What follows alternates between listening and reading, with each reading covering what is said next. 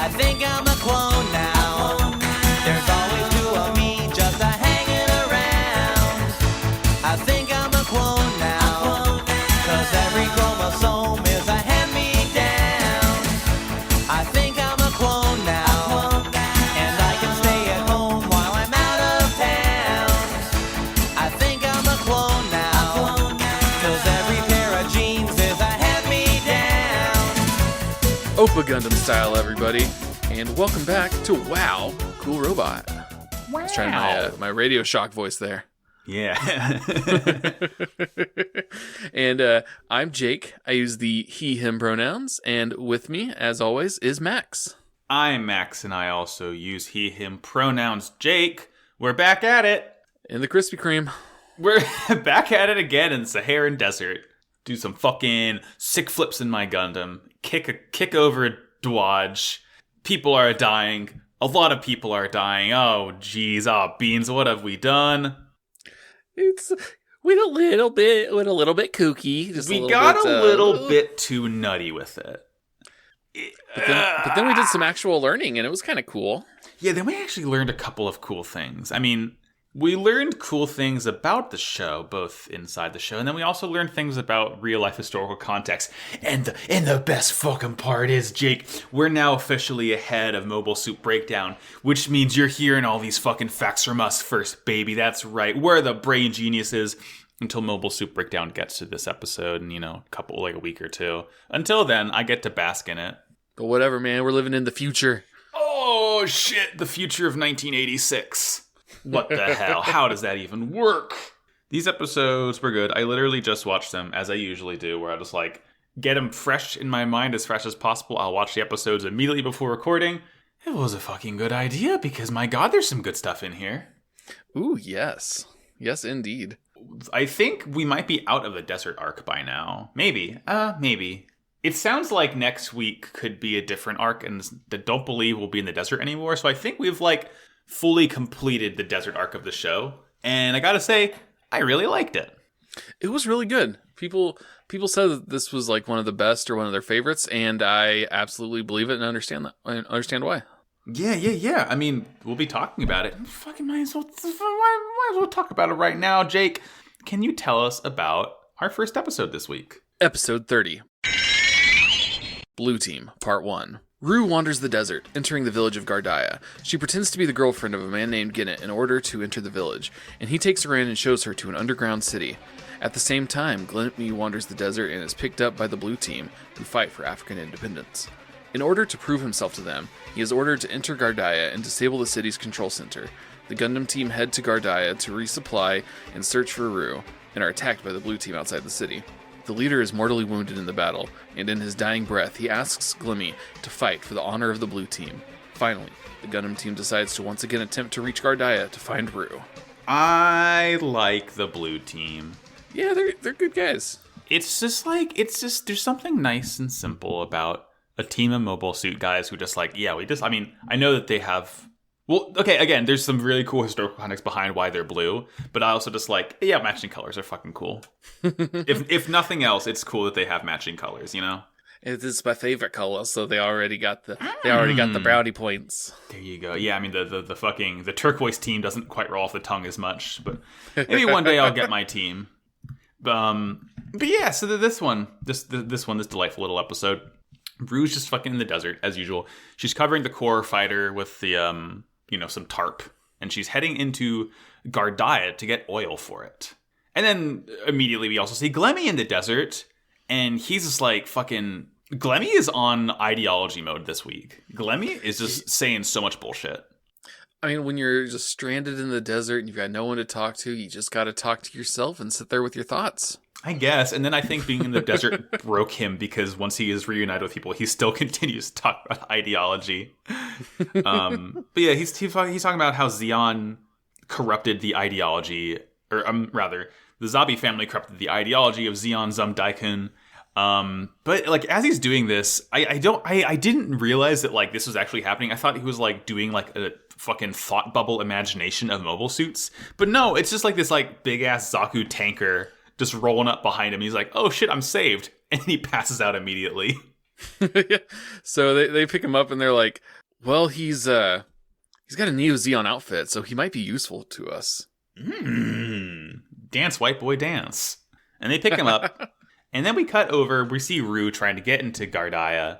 But she can't. She needs her ID. She doesn't have it, obviously. She wouldn't know that she needed it. And the guards think that she is a spy for the African independence movement. Wonder what that could fucking possibly be about. And then she tries to tell them that she has a friend in the city and that they'll vouch for her. And so they're like, okay, yeah, well, what's their name? She just sits there like, I didn't think you'd ask that. Oh, no. Oh, beans. I didn't think that far ahead. But of course, it's pretty blonde men to the rescue because she sees a fucking Ozymandias from Watchmen is like just standing, just kind of staring there. And she runs and she's like, oh, honey, please, like, thank you. They wouldn't let me in the city. And then she's like, go along with it, like whispering in his ear. And he's just like, oh, yes, Marianne. I'm so glad you're back.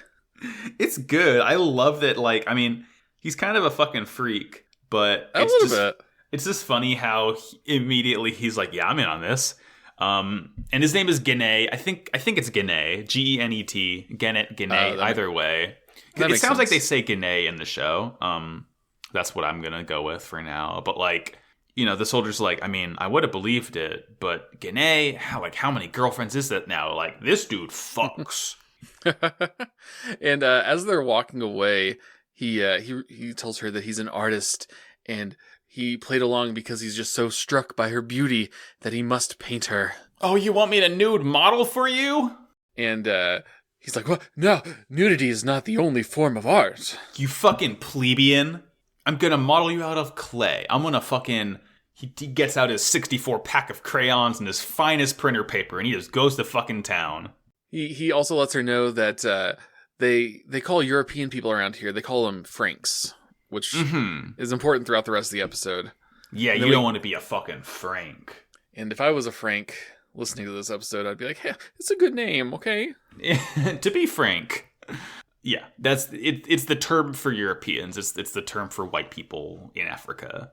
And then we cut over to the Argama. Pol is fucking once again complaining that she can't take a bath. And Elle is also complaining, but she's complaining about a slightly more reasonable thing. Talking about how Rue's gone, there's like this bigger workload, and she's like arguing with Beecha the whole time. Just because, you know, it's kind of Beecha's fault that this whole thing happened. A little bit. Yeah, and he's like, treat me like the bad guy, but you've always thought we'd be better off without her anyway. Yeah, he's like, I did it for you. And the whole time that they're arguing, he's like hosing down the I can't remember which mobile suit it was, but he's hosing down one of the mobile suits with like this brown liquid in a hose, and Pol sees that and just kind of takes it from him while he's distracted by arguing with Elle, and she starts like spraying it all over herself. And to interrupt their fighting, we just hear her start crying that now she's even dirtier. And yeah, it's not water, it's not piss, it's not fucking Coca-Cola. It's just like nasty oil. They call it cleaning oil. Cleaning oil. That's Why would you start your fucking bike while I'm recording? There are some freaks in my neighborhood who love just driving their bike at the red line, just revving all throughout every single week as I record at the same time it's just the bane of my existence. Anyway, I've lived around those same kind of people, so I understand. Yeah, fucking Pol is dirty. She sprayed herself with oil, and she like sprays Beecha and Elle with it, trying to turn it off, and it's like gets all over the floor. And Astronaut is like, God, fucking freak ass kids. He's like, didn't you know that we're out of it? Now we're gonna have to resupply because you wasted the rest of it. God dang it. And we get a little cut over. Janae is talking, he's taking Rue to a creepy basement. And Rue is like, oh, this is going to be something gross and sexual. And he's like, what if it was? But also, it's the fucking mall. It's fine. Don't worry about it. Yeah, if it was, what would you do? And then he's like, unless he's just kind of thinking that she's playing hard to get. And, yeah. I'm like, no, man, this is legitimately weird. Okay. It's very fucking weird. But yeah, it's like there's this entire fucking underground city underneath Gardaya that's like the white person city. It's just like this whole episode is like, wow, cool colonialism. Yeah. It's just very, very on the nose with all that shit. And yeah, we just kind of see it, and then we cut back over to the Argama. Where Astonage and Judo are talking to Bright, and they're like, hey, we really need to stop for some supplies. And Bright's kind of like, well, we're supposed to be heading north, and we're already behind schedule, so I don't really want to. What if we don't? But they talk him into it, and Pull kind of says that they shouldn't stop there because Rue ... And they're like, Rue what? She goes, nothing. And then just kind of like hides. And so Judo's like, oh, that means she's there. That so means we should go she's and get there. her. Let's fucking go, homies. and they all kind of like run off. And the whole time, so let's see. He and Pull are going to the Zeta. And Eno and L go out in a Dodai Kai and a Mark II. Dodai Kai being the funny little like hoverboard surfboard things that they fly out in it. And then we cut over, we see Glemy. Glemy is in like this like little sort of cloak, and he's sneaking around Gardaya trying to find the underground city. And he's thinking about how he doesn't really want to take orders from the blue team, but he's a Frank, and like he has to do it to kind of like, get in good with them, prove that he's Neo Zeon. Like he has to essentially take over the controls for the city so they can take it over themselves. And then he finds the underground city within like 10 seconds of looking for it. It was very, very well hidden. He gets in the city, and immediately he sees Rue, because it's magnetic. It's like, much like how stand users are attracted to each other, Glemy is attracted to Rue. Stop revving your bike. Get engine failure. Rude ass. And then he sees him. They go into a like little cafe bar. And we see Gane talking to Rue. And Glemy is like face and hands pressed up to the window, peering in, looking like a little fucking gremlin. I love it. Glemy rules. And Gane's kind of going off about like, it's like, oh, people won't change even if we all become new types. No matter what, we'll all need and want the same thing. We need beauty and love. Bro, what? Stop it. He's like, human desires will never change no matter what happens to us. And then like Glemy bursts in. He's like, Ruth Luca! And Gane, he grabs Gane, calls him a womanizer. And he asks her, he's like, is it not divine guidance that we met here? Is it not destiny? And then he starts fighting Gane. At one point, Gane asks her, is this a friend of yours? And she's basically like, ew, no way, not in 1,000 years. Hell no. No, not absolutely not. And fuck knows, this guy's a fucking freak. And Gane just like fucking decks Glemy and like knocks his ass down. Mm-hmm. And like I was really hoping that he would like be on the floor for a little bit longer than he was. No, he gets right back up. Fucking hilarious. Yeah. Glemy gets like fucking. Yeah, he gets knocked around, then like he like swings at Gane, and Gane ducks and like slams the bartender in the face, like, oh, that guy's a fucking thick head. And then Gane is like, oh, I may be an artist, but I'm more nimble than that. And then Glemy just punches him again and knocks him out over the counter, and he grabs Rue and runs off. he's like, we gotta fucking go. We gotta like, go. Where are we going? He's just like, away from here. Yeah, Glemy can kind of fight. And then we get a little cutover scene with the blue team, and they're sort of thinking about how Glemy is running late, but the leader Dodie? Dito, I think was his name. Dito. Yeah, the leader of the blue team is Dito, and he's like, Glemy, he's from Neo Zeon, and Neo Zeon are the ones who spurred Gadeb Jacin into action to make this independence movement. So Gadeb Jacin is the one, he's the guy who's like the leader of the African liberation movement. Again, this episode is just cool colonialism. It is people basically fighting back to take their land back from... In this case, it's the Earth Federation, from what I can tell. Earth Federation and Neo Zeon, who's trying to take over Earth. It's like, just fucking leave Africa alone, it's just, while trying to choose my words carefully, I appreciate that, like, Africa is, like, a common setting in these shows. In like the Gundam series, like, I feel like a lot of shows don't really focus on Africa in general, but I wish it wasn't in the context of, it's because it's colonialism and the Federation and the military are using Africa as basis of operations. It's like, well, you could have done it a little bit differently, I reckon. Yeah. It's far too late now. And then, like, one of the soldiers, his name is Ello, he's like, oh, well, Glemy knew that our suits were replicas, so, that's they kind of realize that Glemy's probably part of Neo Zeon, so he can probably help him out. And they mention this new suit we see called an Ewak Zack. This thing is so fucking... Okay. It's a high Zack, right? It's like a sort of upgraded form of the high Zack. And the main sort of thing that sets it apart from other Hyzacs, first of all, it's blue. It's this, nice two-tone shade of blue with some red, like the chest vents are red and has this red stripe on the sort of radar dish. Because this thing has this gigantic fucking radar dish in the back of its head going off it. It has this cool like antenna in the front and like it just fucking UFO-ass head. It looks like Orbeetle from Pokemon, or rather Orbeetle looks like this. And it has these like I can see that. Sort of bigger flared out thrusters on the legs. Like it has, really nice chunky chest and skirt armor, cool big old blue shoulders. This thing looks so fucking sick. I just love it. I love that its whole purpose is not really to fight. It's just a recon suit. So it has this like gigantic ray dome just like stuck onto the back of his head. It's so fucking sick. I love it. It is very cool. It's just a funny little guy. Well, a funny big guy, but And they say at one point, in our veins flows the blood of the Tuareg who upheld the honor of Africa. Our mobile suits are blue for a reason. And so I was like, okay. And I did a little bit of homework, and it's not like not a Gundam thing. It's a real life thing. And I thought that was pretty cool. It's a real life thing, isn't it? The Tuareg are a people of Africa who have like a long time been called the blue people because of the indigo dye that they use to color their clothes. That they traditionally wear, and like it also ends up staining their skin a lot. Yeah. And so I was like, oh, he's like they're pulling from actual history. That's really cool. It's very Instead of cool. just making stuff up. Yeah, don't speak more on that, because that may or may not be what my segment after the episode is. I'm glad that we are both on the same wavelength for that. Gotcha. But no, that's what I really, really like. How it's they're not blue for like they're blue for a reason. It's because it like is a callback to this actual like ethnic group in Africa, and I'm like, oh my god.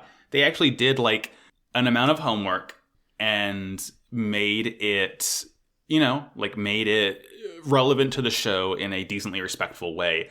And not only that, but their actions in the show also sort of are related to the actions of the Tuareg in real life. Again, I'll get to that later on, but like, it's just like, oh shit, you did your homework, Gundam writers. Good for you.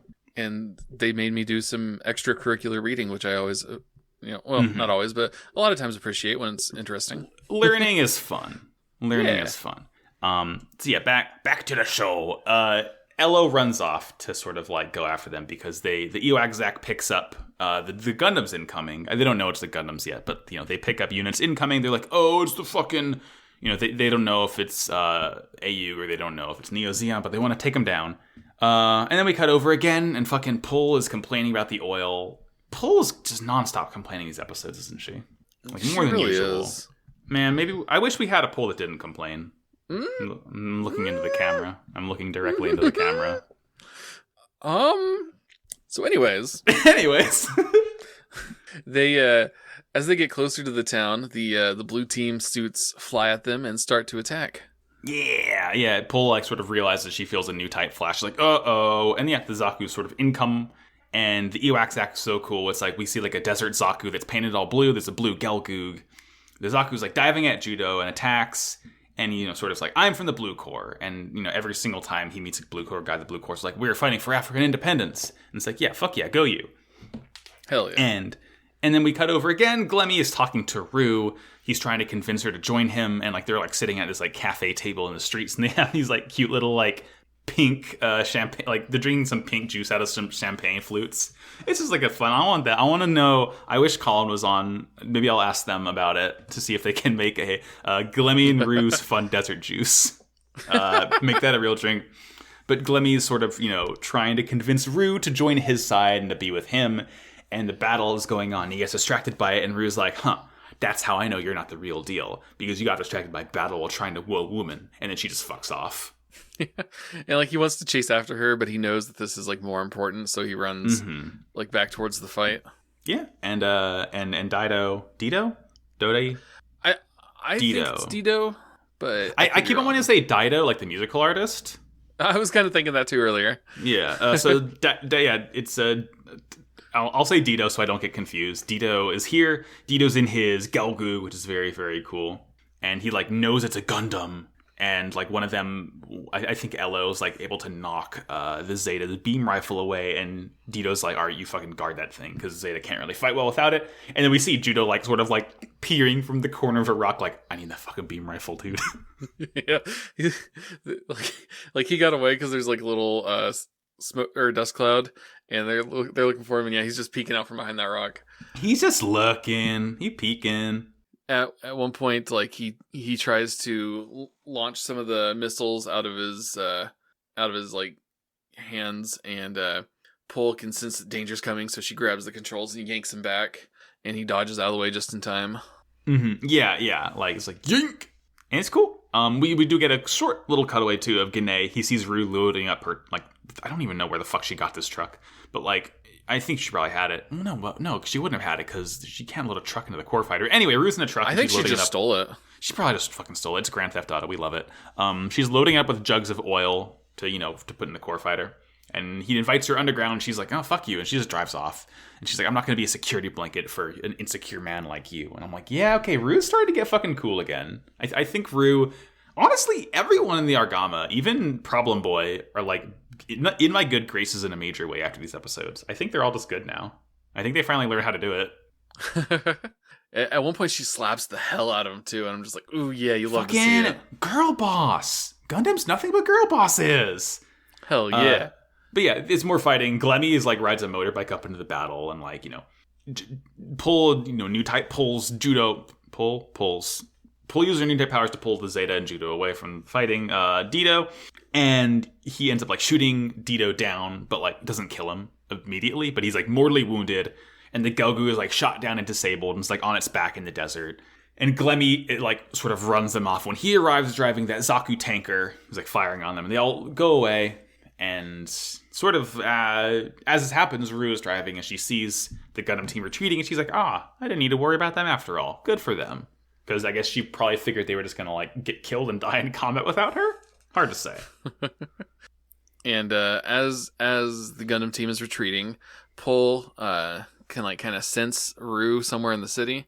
And so they come up with a plan to drop their Gundams off nearby, and they'll enter the city on foot and go look for her. Mm-hmm. Very, very good. And finally, what we get at the end of the episode, Dito is dying in the desert. Elo and Glemy and the rest of the blue team are there. And he calls Elo a proud Tuareg warrior. And he tells Glemy that he needs to fight for the honor of the Blue Corps. And then he says, change the world, my final message. And he dies. I don't know. I like Dito. He was cool. Yeah, he was cool, dude. I don't know. In my list of Gundam characters who are introduced in the desert arc for them to die right afterwards, he might be up top. Yeah. Okay, yeah. It was a good one. Yeah. Well, that was only part 1 of the blue team because, Jake, let me tell you about episode 31 of Double Zeta. The blue team, part 2. God, my chair is so squeaky. Glemy now leads the remnants of the blue team and is preparing for them to battle with the Gundams once more. Bicha and Mondo ride out with the core parts to recover Rue's core as well as give battle support to the rest of the team. The gang follow Pole's lead to find Rue in the city, but it turns out to be Glemy they were tracking. At this moment, Gadeb and August arrive and begin attacking the city to try and use it as a base of operations. In this battle, Glemy meets back up with August, who presumed him dead, and takes over command. He leads Gadeb and Elo into battle with the Gundams, but they are outmatched when the Double Zeta parts arrive and Glemy is forced to retreat aboard the Mindra. Fucking August is very important, it seems. Yeah. Another character who didn't seem like they were going to be important, and then, okay, I guess maybe you are. I mean, he's important. Does not mean he'll last terribly long, but he's important. Don't forget that. But yeah, this one starts out, they're sort of, the blue team are doing field tests on that Gelgoog that Dito was piloting because, it's all fucked up, and like Elo is sort of like trying to like fly it around, and they're trying to do repairs on the knee, and everything's all fucked up and borked with it. And Elo sort of crashed it. Also, Elo's full name is Elo Mello, which I very much like. Is it really? I guess I didn't catch that. That's amazing. It's ELOMELLOE. Elo Mello. I love it. Elo's cool. We like Elo here. And Glemy swears to Elo that he's going to defeat the Gundam team and avenge Dito. Glemy is like, I think before, supposed to, yeah. Elo thinks Glemy is like kind of paranoid of the Gundam team. And because, fucking, also Glemy's like, don't fuck with Gundams, dude. And he's like, well, Godeb's going to be here soon. We'll be able to fight with him. And Glemy is like, do not underestimate them. And then, there again, fucking Glemy ideology hours, because Elo tells him that freedom has to happen here on Earth for the Tuareg people. And, you know, this is after Glemy asks him, why don't go to space and get your freedom? And this was a cool conversation to me, because the whole thing is Glemy not really getting the perspective of Elo, like, you know, Glemy's like, well, just fucking go to space and you can fight for freedom that way. But, you know, Glemy doesn't really, from what we understand, he's just been on Axis his whole life. You know, he doesn't really have this, you know, deep ethnic group he's from. You know, Elo is like, he's the Tuareg people. Like, there's an actual people who have actual land, and it's like, you know, Glemy truly doesn't really understand why he doesn't just leave on Earth. But, you know, at the same time, Elo's like, you know, you don't get my perspective of like, this is where I'm from. This is what I fight for. It's just, you know, it's a cool juxtaposition of Glemy, you know, a space noid not understanding an Earth noid, I guess. But like, at this point, I'm absolutely on the Earth noid side here. Like, I think that Elo is absolutely in the right for like pretty much all these episodes. Oh, absolutely. And then like after Elo kind of tells him like, you know, tells him that, you know, this is where my people are from. Glemy says, I see, you're obsessed, just like me. Yeah, what the fuck, Glemy? He says, my obsession is reviving the Zabi family. The masses will even accept the rule of a dictator if that means peace. I was like, oh, Glemy. You don't need to say all of that. And he said the quiet part out loud. He's like, people want strong authority. It's like, you're starting to fucking turn into Char. And I know it's because you're blonde, and I think that's just like Gundam blonde disease. But come on. Hey, where the fuck is Sayla? When the fuck are we going to see Sayla in Double Zeta? Yeah. We have 15 episodes left. Where the hell is Sayla? Anyway, I just miss my blonde. The only non-problematic blonde in this entire show. As far as, well, right. Maybe. I don't know what she's up to. I think she does. I think she shows up in Double Zeta for a little bit. Maybe? Oh, shit. Nice. I thought... I just remember someone telling me that, you'll see what she's like in Double Zeta. So hopefully... Where's the fuck is Sayla? Bring her back.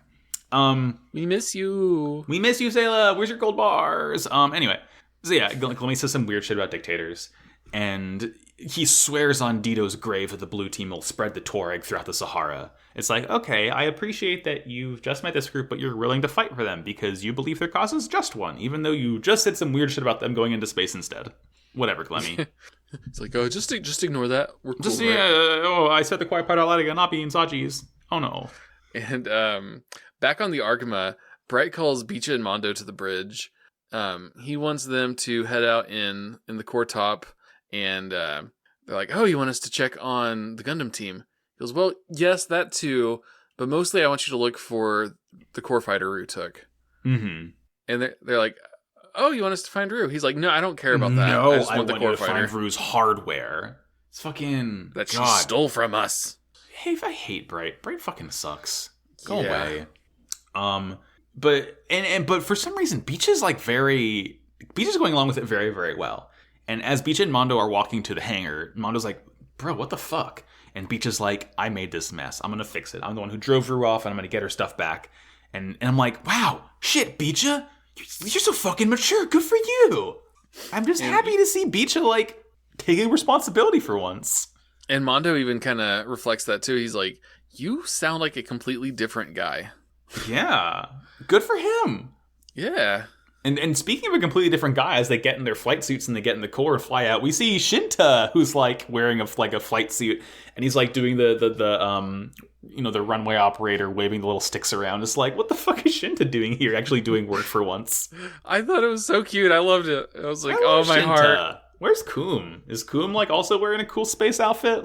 Don't put them in Gundams, but like I don't know. It's just funny to see that they're actually like growing up and doing things now, despite being, Man, you know what? I remember when, like, I thought I didn't like these kids because they're just replacements for Kika Cats and Less, but, like, nah, they're totally good. They're good as hell. I like them more, I think. I think, I think that because we've been with them for longer, actually, honestly, at this point, we've probably been with them for about the same amount of time because they came out, like, halfway through Zeta. But it does feel like we've been with them for longer just because they've been through a lot more than the other orphans had. And, hey, fucking, as of now... Only 2 of the other orphans are left. Fucking Cats beefed it. Remember Cats? Well, he's dead in space anyway. Yeah. He's in the soup. So fucking yeah, they stationed it. They fly out, and like Beecha tells Mondo, he's like, yeah, you know, all the stuff about working for the Argama. I mean, we won't get back into space eventually. And Mondo's like, oh, I get it. Yeah, you're just doing this so you can go back into space and hang out. But you know, as long as Beecha's not a freak, I'm fine with it.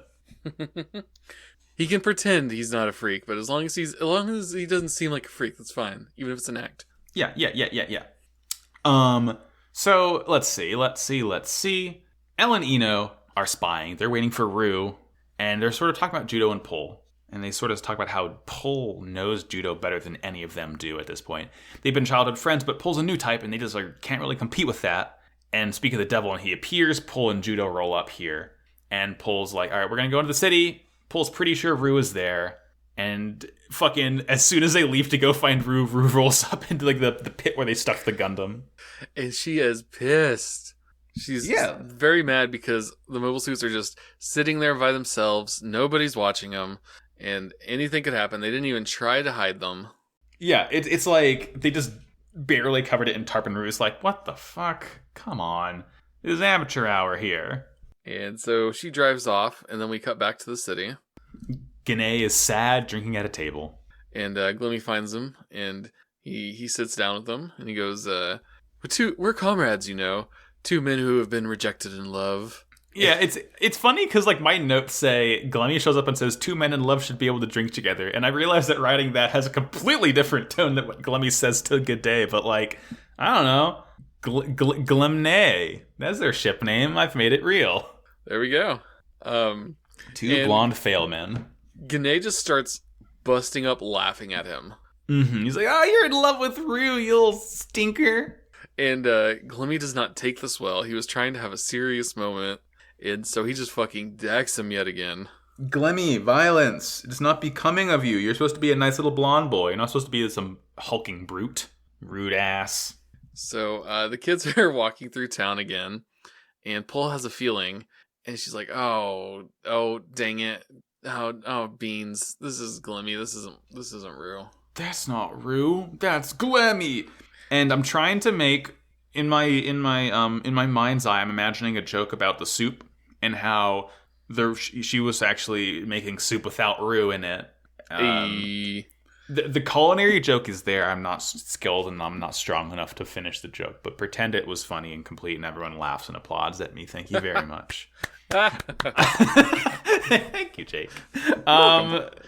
So yeah, they'll run off after Pol, and we cut over again. Gane is like, it's a sin to think so greatly of yourself, and Glemy's like, oh, so you're a sinner then? Oh, I just fucking love this biting wit from Glemy. And they get to a like crowd of people, and they start hearing like a bell, and everybody like gets down, like kneels down onto the ground.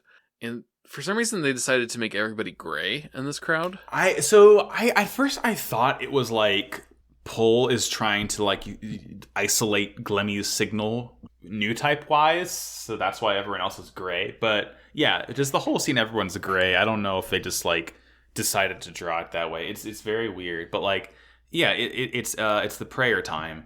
And I was very worried when this happened, because I was like, oh god, oh fuck, no, Gundam, don't do this. No, you know what? They just do it. Like, it's not weirdly disrespectful. They just say, yeah, it's an Islamic city, so everyone stops and prays. So yeah. I was pleasantly surprised, because I was expecting something, you know, racist or something bad, something prejudiced from Gundam. But no, they just portray it and like, yeah, is as if it were a normal thing, which is like more than I would have expected from the show. Kind of like a few weeks ago when I got scared when they mentioned the mosque. Exactly, yeah. It's like, wow, I think they might actually be learning. Some ways, not always, but some ways. Yeah. And, you know, honestly, thinking to like the women in Gundam Double Zeta, they're treated a lot better. Oh, absolutely. Like, I don't know, it really feels like Double Zeta, they're starting to like realize, oh, we gotta be a little bit better. We have a lot more scrutiny on us because now we're starting to make money from all of our fun toys, so we can't be fucking freaks all the time.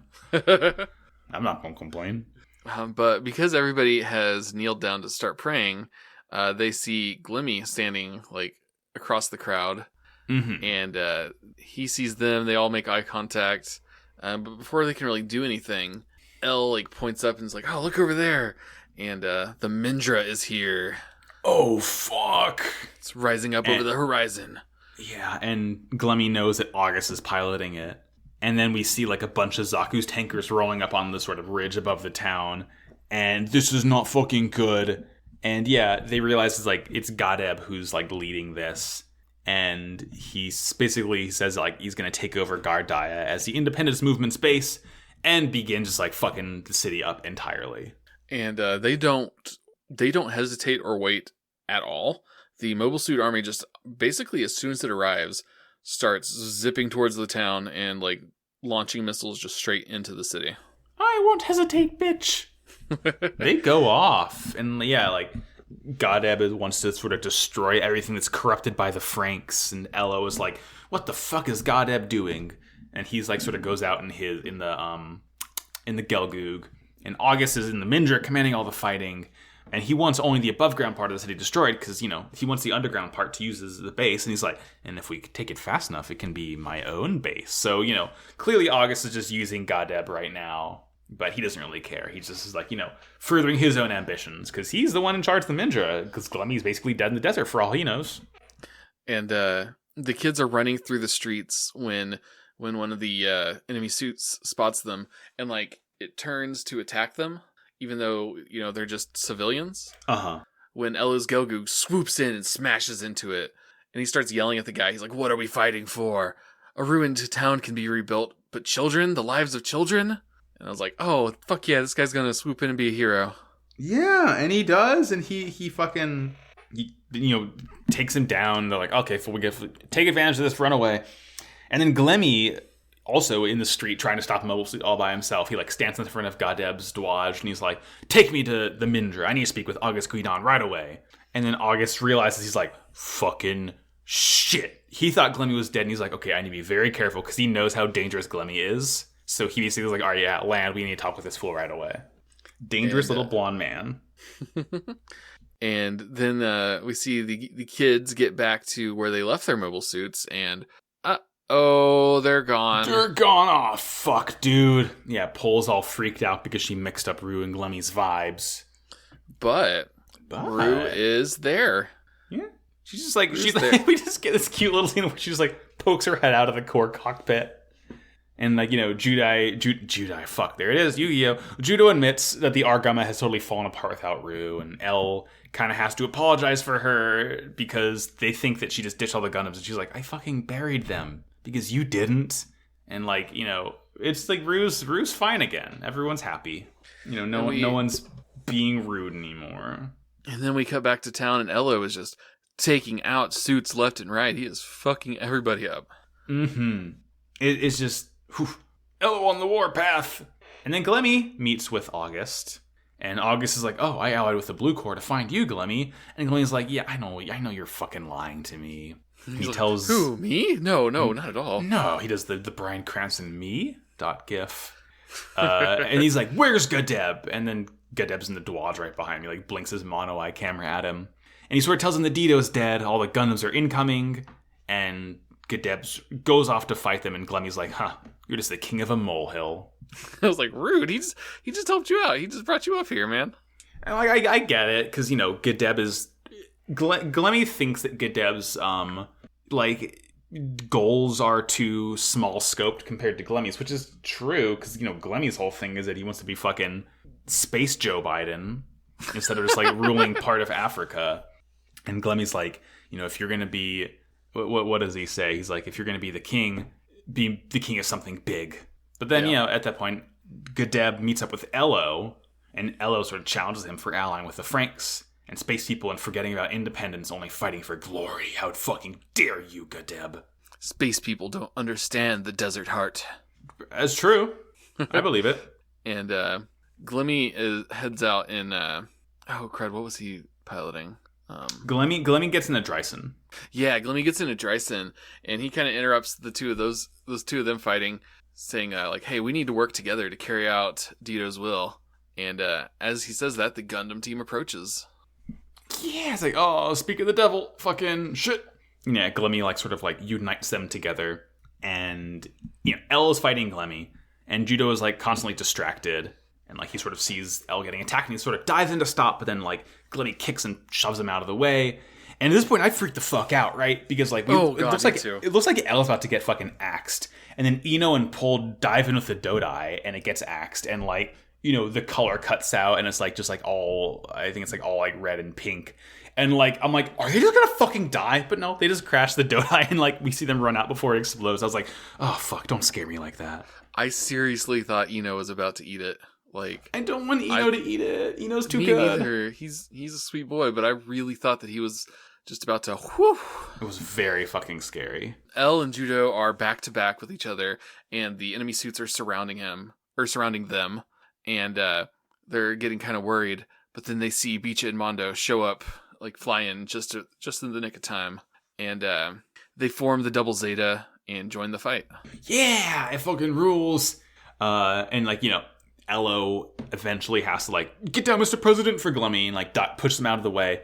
And then Elo gets cut down and fucking explodes, and it's very, you know, poor Elo. I'm sad about that. Also, and, like, can I say, the fucking animation in this fight is maybe the best I've ever seen in Gundam so far. Oh, like, I don't know if you lovely. noticed it. It is so fluid. It is so dynamic. It is gorgeous. It is such a good bit of animation for this fight right here. I love it. Oh, it was great. And yeah, they shoot off Glemy's arm, and Gadeb jumps like right at him and just gets the big old double gun right into the chest. Just like straight up point blank. And so Glemy is like, actually, I'm gonna get the fuck out of here. Mm-hmm. And he retreats. Yeah, and, it's great. Yeah, Gadeb's dead pretty much. Like, I don't think we really like. I guess Gadeb's dead because he gets shot point blank. He doesn't explode, but he's kind of like falls over, just beefs it.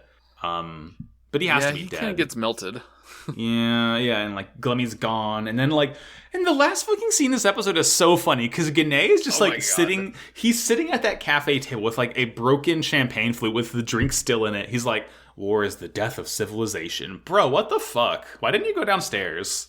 And he's like, "People with their own hands destroy what they've created. Do you understand that this is all in vain, Miss Luca?" I was like, "Bro, you need to. Why is this where your head's at right now, man? Like, come on." Yeah, drink more of that juice and feel better about yourself, I think. And then the ending shot is of the Mindra retreating and the town just in smoke. Oh, we fucked another whole ass city up because of war. I wonder if the show has anything to say about this. Oopsie doopsie. Poop. Beans. Hate to see it. Fucking, well, maybe the next episode will not be as bad, I say worryingly. Are you talking about episode 32, Across the Salt Lake? The Gundam team makes it to a salt lake on their way back to the Argama. They're ambushed by August and his Drysons, but drive them off. Glemy talks to August once he returns to the Mindra empty-handed and makes him swear loyalty to him as he reveals the new type core is actually real and he has a clone of Pol in cryosleep. On Glemy's bidding, August attacks the Argama as it resupplies, but the Gundam team also mobilizes and fights back.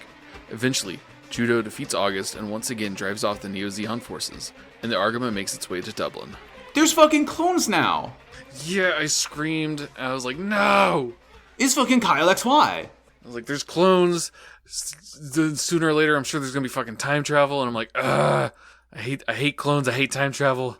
We got Pol 2, and eventually we'll get Pol 781228 or whatever the fuck Kyle's number is. It's Kyle XY, it's Gundam ZZ, what the fuck? I think I'm a clone now. That's what the opening for this episode's gonna be. Max, do you think that we'll get Pol 420? It's funny. It's the funny weed number. I get it. I understand that joke. Fucking Sadalon is here. It's heading to Kilimanjaro. Not great, because that is the Federation's headquarters, so I wonder what the fuck Hamon's gonna do there.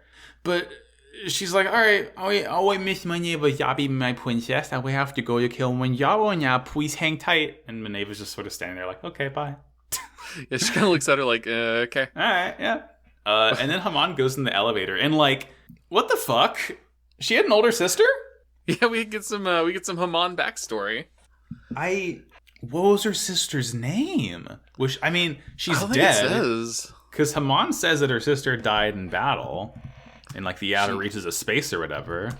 Yeah, it says that she devoted her life to the Zabi family, and she died alone in space. And Hamon's like, that will not happen to me. I'm going to add new blood to the Zabi family and revive it as the Neo Zabi family. I was like, oh, what are you going to do now? Hamon has a younger sister named Serana and an older sister named Marlene. So fucking there's a whole... I mean, I get that makes sense that there's a Karn family, but like it's very funny to me. Oh, no, you know what? This is all because Hamon's the middle child. That's why all fucking Gundam happened, because Hamon's just that middle sibling bullshit. Oh, man. That's the whole reason. Damn, Hamon. We got you good. We got you fucking cornered. It would never happen if Hamon was the oldest. Hell no. I can say that with confidence. But she's thinking to herself how she's going to fucking create the Neo-Zabi family now. Not Neo-Zeon, but the Neo-Zabi, because I guess since she's controlling Mineva now, whatever the fuck. And she looks at her retainer and she like sees Char as Quattro, like his ghostly form, and thinks how he allowed his father's will to be used by the Zabi family while he just fucked off doing whatever the hell. And she's like, I'm not going to let it do that. I'm all alone. And then I'm just like thinking like, damn, I miss Char. Damn, I want to see that fool again. Well, I hear that there's a movie. I think he might have a counterattack eventually. I mean, like, I know that he originally was going to be part of this, but like, it's still, you know, where is he? So the Gundam team is headed through the desert. They stole one of those Zaku tankers, and they've got their glider as well, and they're returning to the Argama, and but they see a body of water, and they're like, ooh. Actually, this isn't the Mediterranean. Let's take a little pit stop. It's Chot Melrir. I do not know how to pronounce that at all, but it's a big old lake, and Mondo sort of mentions, oh yeah, the Argama's supplying nearby here, and everyone wants to stop and chill, and it's like a mini little beach episode. And they're like, let's stop, and Judo's like, no, but they're like, but please, Judo. I want to hang on the beach. I want to drink a margarita. It's 5 o'clock somewhere, Judo. And he relents, and then, you know, they get in, and like Pole gets in the water. She's like, this is salt water. And then she gets excited because she can float in the salt water, so it's fine again. And Judo's about to run into the water and sees Rue just kind of like hanging off it on the side. He's like, oh, what? Come on, you're not going to join us? And then she's like, you try going into a salt lake and not being able to take a shower afterwards. You're going to get all sticky. You're going to hate it. I mean, not to out myself as a freak, but like, I there's something weirdly comforting. Maybe it's some gross nostalgia, but like, you know, going to the beach and like, not my whole skin, but like, you go into the ocean and then you rinse off afterwards, but then your hair still has that like salt in it. It's like, I don't know. I like that feeling afterward. Maybe it's just me like being nostalgic for the beach, but it's getting warmer out. I miss going to the beach. Maybe I'll be able to fucking go back someday. Oh, I'm just sad. I have only been to the ocean once, and it is truly the saddest thing. Which ocean? We went to the Gulf of Mexico. Oh shit! I have not been to that one. I've been to, I've been to the Pacific, but it was like near San Francisco, so it was just really cold and cloudy all the time. Yeah. Usually I go to the Outer Banks, and the Outer Banks fucking rules. I love it there. God, it's so nice. Watch Outer Banks on Netflix. It's a fun show. Hell yeah. Yeah, we were visiting some family in Texas, and we went down to the Gulf of Mexico, and it was a blast. That sounds fun. Yet to go back. Man, one day I'll get there. Yeah. So fucking yeah. So Ruru doesn't go in. He calls her a poser, and like he starts to get in, but then he sees like blinks on the horizon because it's fucking August again, and his Dryson squad, and you know he needs to. He mentions how he's like, you know, one of his guys like, should we retreat to the Minja and get more units? And August is like, no, we have to take them out now. Like, if I don't bring Glemy back a souvenir, my position will be in jeopardy. So he has to like go and attack them now, and like, you know, Glemy wants him to basically be a fight boy. You know how it is. You know how it is, that little guy. And so everybody is like running back to their mobile suits, and since Rue stayed back behind by the machines, Judo like yells for her to put up a smoke screen, and they use that to like, or they use that distraction to get in their suits. Yeah, at some point, at some point, August does like use the radar and sort of sees that, oh shit, they're just children, but he clearly is not bothered enough by that to stop fighting. Yeah, he's like, ooh, darn. But then he's like, well, whatever. What a shame. It's the Nick Frost gift saying shame as he loads a shotgun. And, Judo's in the double Zeta and Beach is in the Zeta. And then Beach kind of starts going apeshit in the Zeta. And Beach is basically the one who sort of like drives them off entirely. Like, it's not Judo, it's Beacha. Good for him. And Beacha gets kind of annoyed at Judo because Judo gave him an order. And then everybody was also like praising Judo. And Beach was like, I could do just as good if I were in the double Zeta. Yeah, and you sent me some predictions of what would happen. Oh, yeah. At this point, I was like, I know exactly how the rest of this episode is going to go. And should we read them off, or should we just talk about... Yeah. Read them off. Let's get that little time capsule. All right. So they'll encounter the enemy again, and then Beach is going to take the double Zeta. And then Beach is going to end up being in trouble. And then Judo's going to have to come rescue him in another mobile suit. And Judo's going to save the day. And then Beacha will admit that Judo's just the darndest. Just great. You kind of fucking nailed it, my man. I didn't expect it to be that exact, but I was like, yeah, that's... Yeah, you fucking Nostradamus'd it right in the hole there. I've seen a TV show or two. Yeah, it's like my girlfriend was watching the last movie the fucking To the Boys I Loved Before, whatever the fuck, and like I was making all these predictions. I was like, I've seen these kinds of movies. I know how this shit works. Exactly the same. They're exactly the same. And yeah, and like we cut over, and then things start to get a little fucking apeshit. Because we're back on the Mindra, and August is back in the hangar after he gets driven off. And Glemy sort of talks to him. He's like, you should have killed him. And August is like, those fucking Gundams, man. I felt something wrong. Like, we got to have a plan. And I think he says it cryptically enough that Glemy's like, what do you know? And August is like, I don't know. Like, I think August I genuinely don't know what this part of the scene was, because Glemy is like, acts as if August has figured something out. I don't think August really has. I think August was saying more like, yeah, we need some fucking crazy-ass plan to take out these Gundams. And Glemy is like, I'll show you a crazy-ass plan. Come with me. And he leads them away. And they get to a door, and Glemy pulls a gun on him. He goes, once you've seen this, you must follow me until the day you die. I've been keeping the new type core in reserve because I don't believe the AUG, represented by the Argama, or the Earth Federation were our true enemies. If the new type core is real, what the fuck? And so he brings him into this room, and there's just a bunch of tables. They're in the ZZYZX lab. It's Tom Foss, and they're like glowing, and it's like fucking. They've been in cryo sleep for a year. These people. There's a pull in there. Ah! And August is a little freaked out. He's like, "You've got them in cold sleep? What is going on here?" And Glemy reveals that he thinks that Haman is the true enemy. Yeah, he's like, why do you think Haman would pamper a youngster like me? And August is like, bro, you are scaring the fuck out of me right now. And then at some point, he even calls the Pole in the cryotube. He calls her Pole 2. And I was like, oh no. Et tu, Pole? Et Pole 2? There it is. Et Pole 2. I love when Brutus says that in real history. And then, like, August basically sort of, like, gets on his knee, and he bends the knee to Glemy. He swears fealty and loyalty, and he pledges himself to him. He's like, I follow strong. I just go with the flow from there, my man. Strength is justice. And Glemy is like, all right, bro, like, do you give your life for me? And he's like, I do. Fuck, dude. It's like, Glemy had, like... every single thing that they've shown Glemy doing since his introduction has made him more interesting to me. And now I am, like, looking directly at it. I am like, Glemy, you wonderful little boy. Oh, Glemy rules. I was just, like, scratching my head the whole time. Like, oh, what the fuck? What are you going to... Oh, no. Glemy, what have you done? It's like, are they all poles? Are they... Oh. I guess... we only see the one, but yeah, like, is there like pull 2 through 10 or whatever the fuck? Like, how many pulls we got? I love that though. That's just fucking.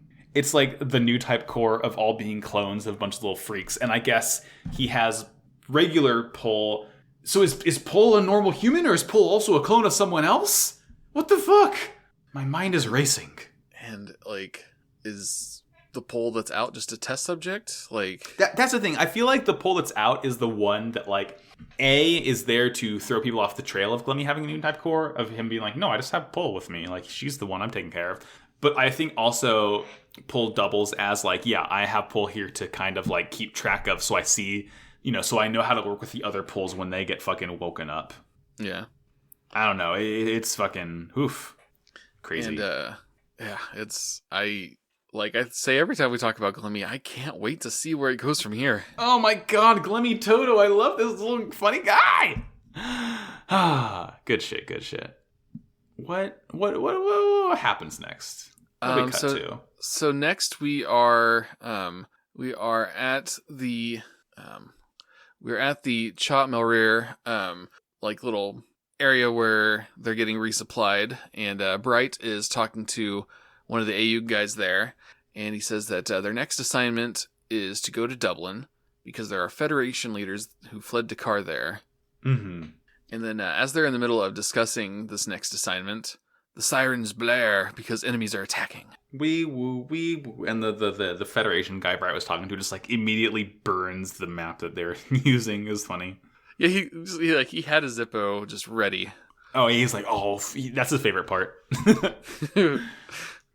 And and like the August and his Drysons are incoming, and the first thing they do is like fire on the oil pipeline, destroy it. And I'm like, fuck yeah, direct action. I see. There's no problem with what you've just done. This is a net positive. Destroy oil pipelines. So it is right next to a big body of water. Well, yeah, I don't think many animals live in big salt lakes like that. I mean, hope not. Let's not contaminate anything, but also let's destroy oil pipelines in an eco-friendly way. That's what I think we can latch on to. Yeah, there we go. Bright's like, where the fuck is Judo? Why are you fooling around so much? And then we cut over to Judo and the gang, and they're in the tanker and the Dodai, and like Pole's complaining about all the salt. Right on cue. Of course she complains. And Rue spots smoke from the Argama's direction, and they're like, oh fuck, everybody get ready to head out. So then Beecha jumps into the Double Zeta. So first of all, Rue is like slacking, like they irradiate Rue's like, what's going on up there? Yeah. And she's like asleep, and she wakes up, she's like, no problem. And she looks and she's smoking, she's like, problem. And they have to mobilize, and like, yeah, Beecha dives out of the way and like shoves Judo and like gets in the Double Zeta himself. And he's like, and Elle is like, Beecha, get the fuck back here. And like Elle gets in the Mark II, and Judo's like, wait, Elle, can I get in the Mark II? You've already left. And everyone's like taken off because Rue's in Zeta right now, and Judo, fuck. I'm at the point where I say Judo and I think I'm saying it wrong. Judo's like almost falls off the tanker, and he's like fucking just left high and dry. Poor guy. And so he runs up to Eno, who is preparing to fly out in I can never remember the actual name of it, but their little glider. And the Dodai. The Dodai. It's confusing because there's Dido from the blue team. Dido, Dodai, Dido, the music artist. There's also the Jabbers, which are really similar to the one that they have. Yeah, so I called it the base Jabber when they used it when the Federation came in, when they were in Dakar. I think it might be the Dodai. Well, no, fuck. I skimmed the wiki, and I thought the Dodai were what Zeon used in the 1 Year War, and base Jabbers are what the Federation used afterwards. But I think since things got flipped around, I think that because I think the blue team say that they're using base Jabbers. So I think that Dodais are what the Federation uses, and then Jabbers are what the other people use. It's very confusing and not clear, but they are essentially the same thing. They're like skateboards that fly. And so he kicks Eno out and tells him to take the Zaku tanker. Mm-hmm. And Eno's just kind of like, okay, I guess. Mm-hmm. And yeah, like, fucking, why not? The Argama is holding its own against the enemies, but they don't think they can last too much longer. Yeah. Everyone's flying in. There's a cute scene where Elle can't really use the Mark II to fly across the lake, and Rue comes and saves her. And Rue's like, what are you thinking? And Elle's like, my plan relied on you coming in to save me. And she like rides the Dorito to the battle arena. Fucking battlefield. And yeah, August is fighting the Double Zeta. He doesn't really know, he doesn't know the pilot's different. But like, Beecha's getting fucked up right now. Beecha like keeps on landing in the Salt Lake, and he can't really fly out. And like, August is just like giving him the business. They are kind of wrecking Beecha's shit, and he's in trouble. So there's another ding, ding, Cinema Sins ding. And then Zeta and the Mark II show up, and they kind of chase August off and save the double Zeta. And, Yeah, it's good. It's good. But then like L sort of gets stuck in the drink with him too. And Judo radios Bright, and he's like, "I'm not on the double Zeta. Send out the Hyakushiki." And I'm like, "Fuck yeah, dude! Yeah, dude! Minion Man!" And Bright's like, he's like, "You're not in the send out the but wait what? But it's unmanned." Just listen to Judo, Bright. He's a new type. He's one of your favorite boys. You shit this bed, now lie in it. You got to listen to what he says.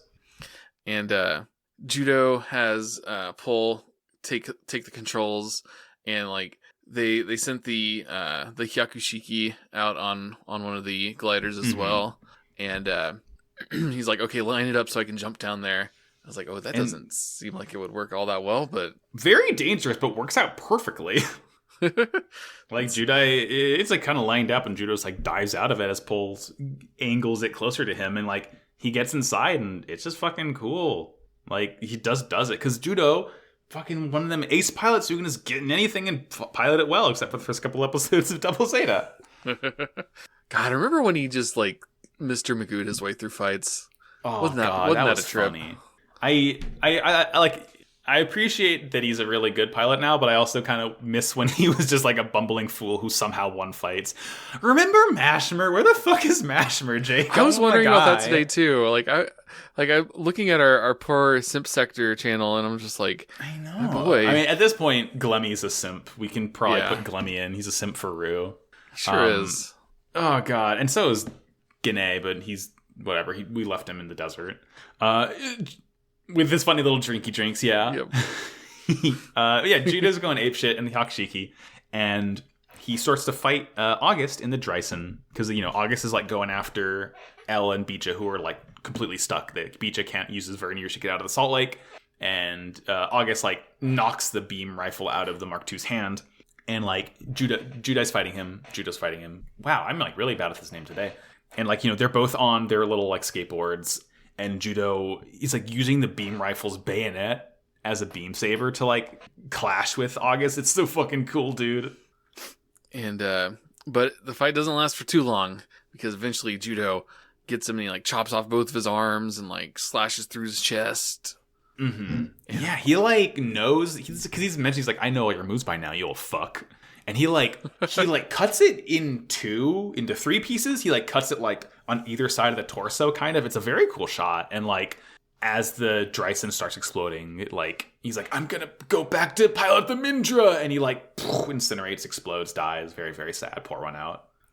And so the rest of the enemies retreat after seeing that, and we cut to Elle like yelling at Beecha, and Beecha's like, "I don't think I did anything wrong, really." He's like, "Well, and yeah, like Elle's chewing him out, and we cut over, and like Glemy's in the Mindra, and he's kind of happy August is dead. I guess, his secret can't get out. He can't report back to Hamon for it. And Glemy's like, "Well, let's go radio Kilimanjaro and get our new mobile suits. New toys. Yes, give me more robots." And interestingly, he thinks to himself that he will not be able to defeat Hamon with strength alone. And I was like, ooh. Yeah, because he has a fucking army of little psychic freaks. We know this. I know you, Glemy. And in the hangar of the Argama, Astonaj is like frustrated, but he's relieved. He's like a father. He's like mad they took out and like trashed all the suits, but he's happy that they're safe because Mobile Suit can be repaired, but people can't be. And Judo's like talking to Beecha, and he mentions how Elle apologizes, which is like, "Oh, good for you, Elle. Thank you, even though you didn't do it in person." Yeah. And then Beecha's like, "Well, Judo, I guess the double Zeta isn't much good without you." Yeah, it's like, it's cute. I appreciated it. And then after he says that, he's like, he kind of gives him some like snarky remarks to make it seem like, oh, maybe he didn't actually mean that. But it was just Beecha being a little stinker. The little stinker we all know and love.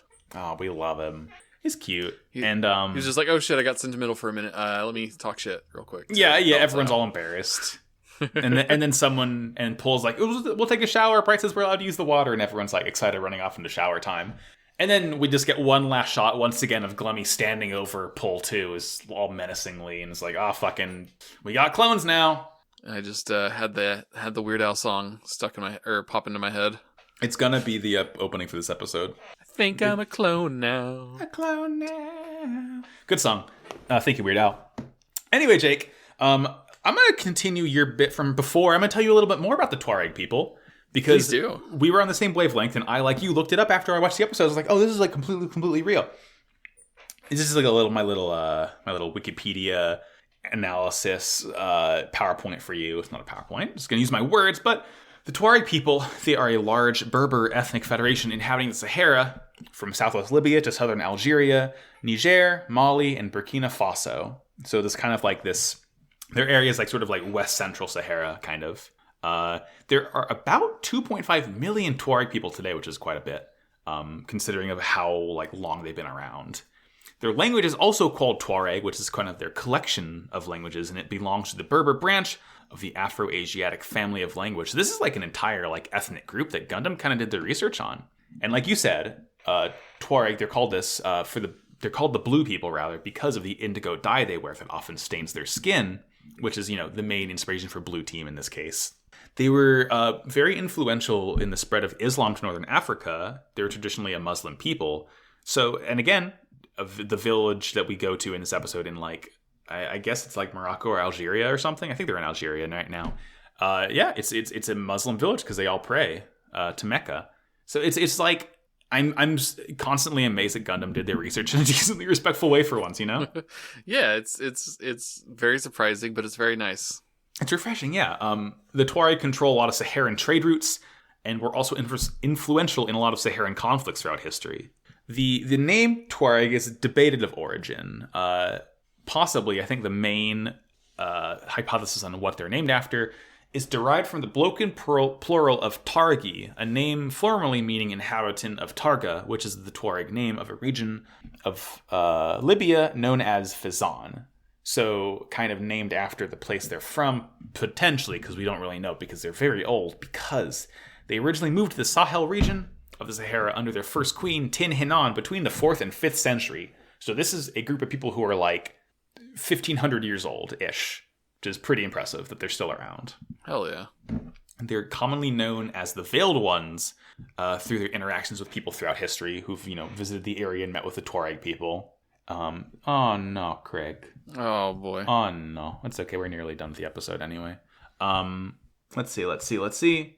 In the 19th century, the Tuareg territory was organized into confederations and ruled by a supreme chief known as the Amenakal and a council of elders from each tribe, and there were 7 major confederations, so they're kind of organized.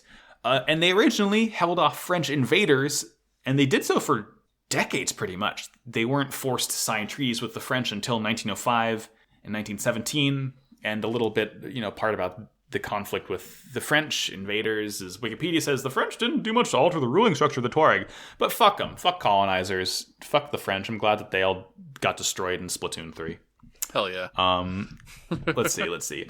In the 60s, in the real-life African liberation movement, when a lot of countries got their independence, post-colonial times, there were a lot of Tuareg uprisings and rebellions fighting for territory and resources after the Tuareg territory was divided between several states. Like 5 or 6 different countries sort of like make up where the Tuareg were from. So all of that was kind of like split apart and given to all these different countries. And there have been 2 or 3 Tuareg rebellions. I guess it depends how you count them. Tuareg uprisings throughout history, rather. And there's still resistance fighters seemingly today who are still trying to reclaim their homeland after it was, again, like picked apart and given to different countries. So it's like fucking the French came in and fucked these people up. And again, fuck colonizers, reprehensible. And they're still marginalized today, but not to sound like a broken record, I'm impressed with the decently reverent portrayal they have in Gundam. And to end it not on a horrible note, I wrote down some of their traditional food, because we like food here. Hell yeah. We're a couple of guys eating foods. One of their main staples is called taguela, which is a flatbread cooked on a charcoal fire and buried under hot sand, which is interesting. From then, when it's fully cooked, it's broken into pieces and is eaten with a meat sauce. Meat sauce sounds pretty good right about now. Oh, yeah. They also eat millet porridge called asink or aliwa. I guess there's 2 different names for it, which is it's boiled with water and is eaten with milk or heavy sauce. Millet being, like that. Like I think millet's seed, some sort of seed. That sounds right. Yeah. They drink goat and camel milk called Ak, cheese called Takomart, and yogurt called Tona. You know, staple foods when you have dairy animals milling about. And egg hajira is one of their main beverages. It is drunk with a ladle and it's made from pounding millet, goat cheese, dates, and milk and sugar together. Which that sounds not bad. Yeah, I would try it. I like that they drink it with a ladle. That's a cool little touch. And finally, they have tea called Atai or Ashahi, which is made from gunpowder green tea with sugar, steeped and poured 3 times in and out of the teapot over mint and sugar. And when it's being served, it is poured from over a foot above the cup to give it a nice froth. Ooh, that sounds amazing. So I appreciate that, like, you know, their customs and their food are documented on Wikipedia. Read up on them if you can. It's an interesting read. It's a good, you spend a good amount of time reading up on them. Fuck the French. Go to hell. And shout out to the Tuareg people. Hell yeah. Yeah, this is No Beyond Toon World today. We got a little bit of fucking education. You're welcome. Class is now no longer in session because we just had it, but class was in session and now it's not. And Jake, now that we're going to close the episode, I want to ask you, where can we find you on the internet? You can find me on the twitter.com at Mr. Jakey Poo. You can also find me on a podcast, Most Foul, where my wife and I are reading through the Artemis Fowl books. I'm rereading them, and she's reading them for the first time. And then I'm also on Hearts Against Balance, a Kingdom Hearts-inspired actual play podcast, using the interstitial rule set. I believe you're a Seahawk. I am Seahawk from She-Ra, yes. Good shit, and, good shit.